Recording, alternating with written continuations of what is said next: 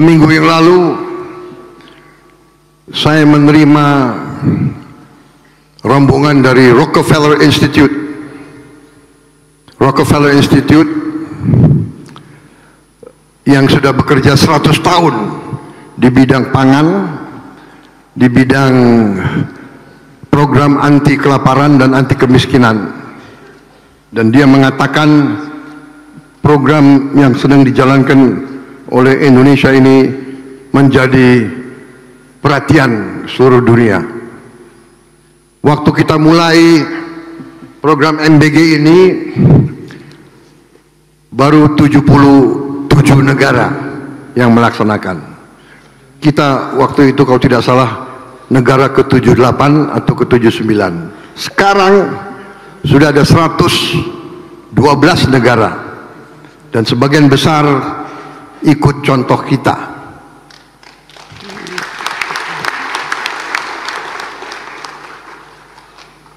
Kita berani melakukan, dan ada beberapa orang pinter, beberapa saja orang pinter atau orang yang menganggap dirinya pinter, ya kan, atau mengangkat dirinya orang paling pinter di Indonesia, yang selalu selalu mengejek program ini dan selalu mengangkat-angkat kesulitan atau kesalahan. Memang program ini tidak sempurna. Dalam pelaksanaan sampai sekarang ada beberapa ribu anak yang sakit perut, keracunan makan, tapi yang dibesarkan adalah keracunan. Seolah program ini harus dihentikan. Saudara-saudara, yang kita tadi sampaikan adalah 36,2 juta penerima manfaat. Sampai hari ini mungkin sudah lebih 1,3-1,4 miliar porsi makanan yang diberikan. 1,3 ya. Berapa? 1,4 miliar porsi yang sudah dibagikan.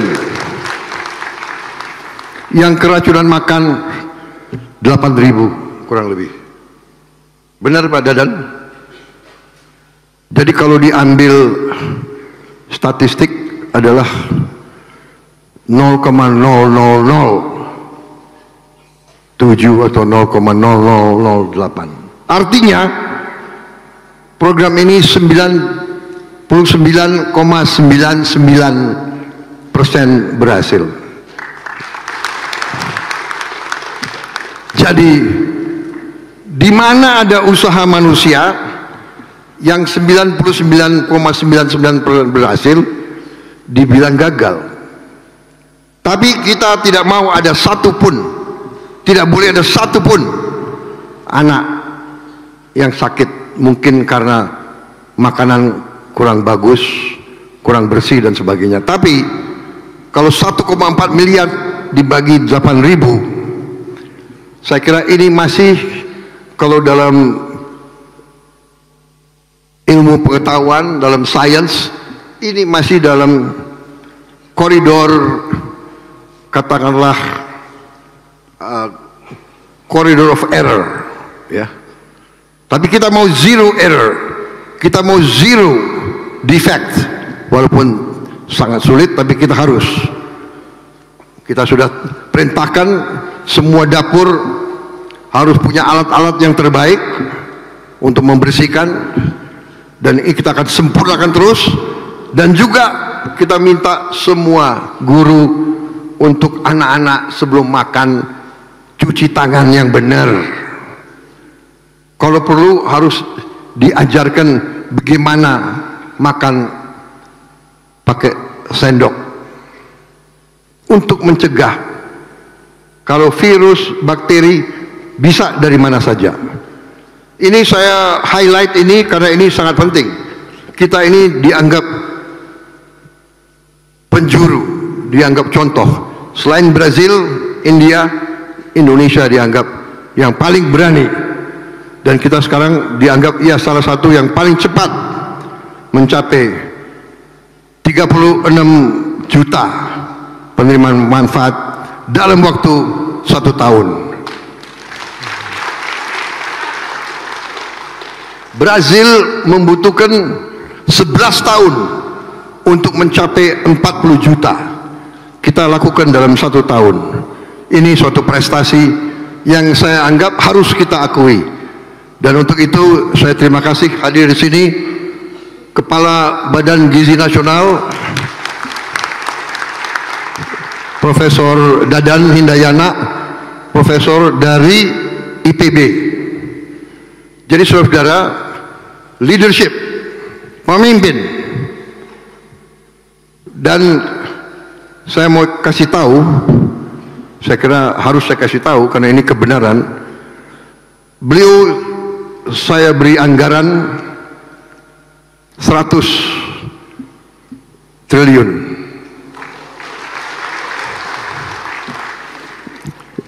Jangan terlalu cepat tepuk tangan. Pertama, anggarannya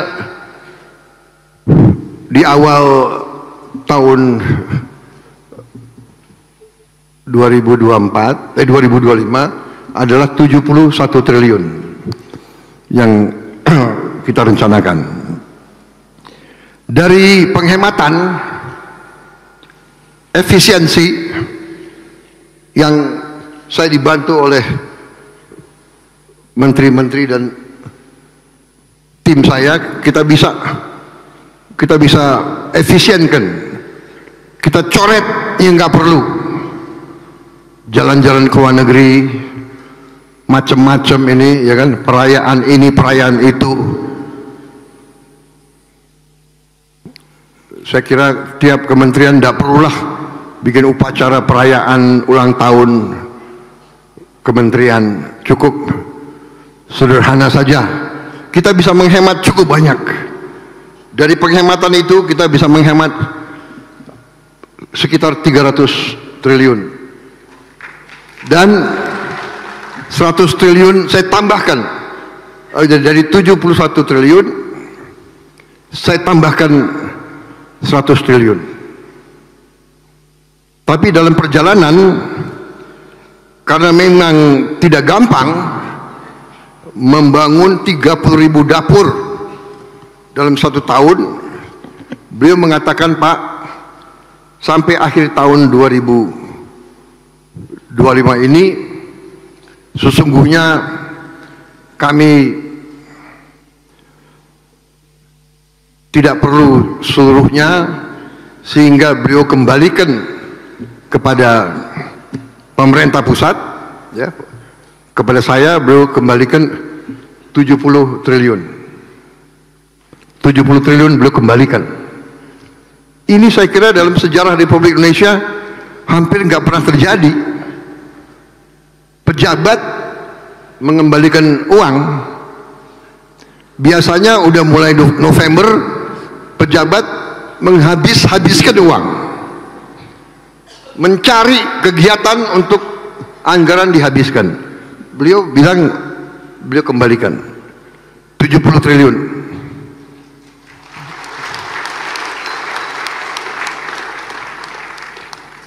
Sehingga 70 triliun ini kita bisa banyak kita gunakan untuk bantu orang yang susah, untuk bantu desa-desa, bantu nelayan, bantu semua yang membutuhkan. Jadi saya kira Pak Dadan ini perlu kita hormati sebagai seorang patriot. 70 triliun itu ya, itu 4 miliar dolar itu. Jarang terjadi menurut saya. Karena itu anak-anak muda, saya optimis. Kalau saya optimis, kalian harus lebih optimis lagi. Kalau ada pemimpin-pemimpin seperti Profesor Dadan ini yang tidak mau akal-akalan, beliau bisa aja sudah ada anggarannya. Beliau panggil nanti tim beliau, panggil anak buahnya, ayo bikin proyek. Tidak, beliau punya tanggung jawab pada bangsa, negara, dan rakyat Indonesia. Kembalikan. Saya terima kasih, kaget saya. Makanya presiden sekarang ini agak gagah.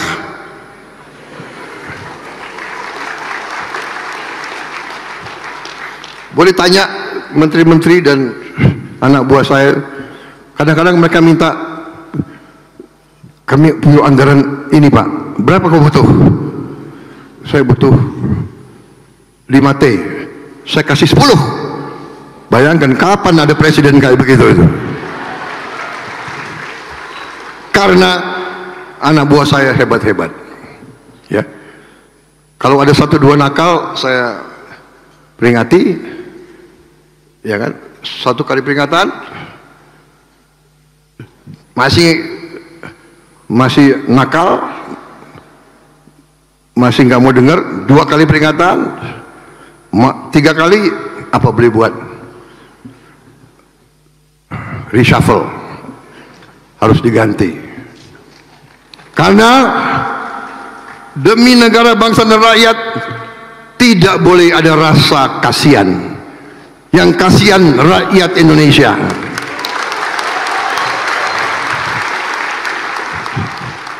Saya nggak apa-apa dibenci, asal rakyat saya tidak benci saya.